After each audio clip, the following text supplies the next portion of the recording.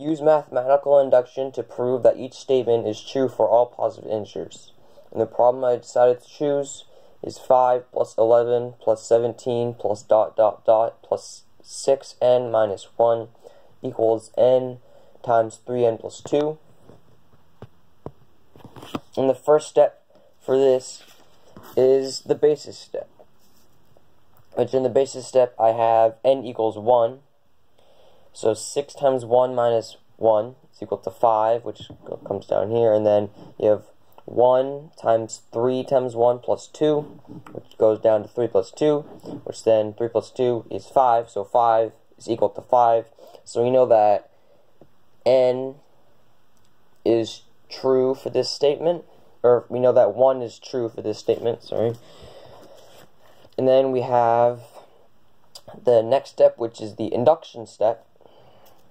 So we have to assume true for n equals k, but we're going to show true for n equals k plus 1. So we're going to assume that 5 plus 11 plus 17 plus ... plus 6k minus 1 is going to be equal to k times 3k plus 2. And then we're going to show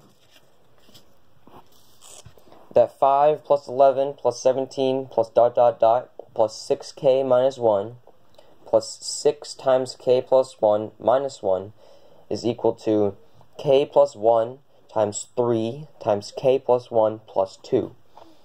And then we're going to assume that this 5 plus 11 plus 17 plus ... plus 6k minus 1 is equal to k times 3k plus 2. So then we get k times 3k plus 2 plus 6 times k plus 1 minus 1 equals k plus 1 times 3 times k plus 1 plus 2. And then what I did is I started multiplying these parentheses. So I would get k times 3k, which is 3k squared, k times 2, 2k, and then plus inside of these parentheses, which is 6 times k is 6k, plus 6 times 1 is 6, and then minus 1.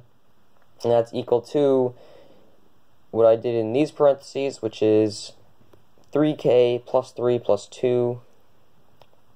And then going down another step, we have 3k squared plus 2k plus 6k, 6 minus 1 is 5, plus 3k squared plus 5k plus 3k plus 5.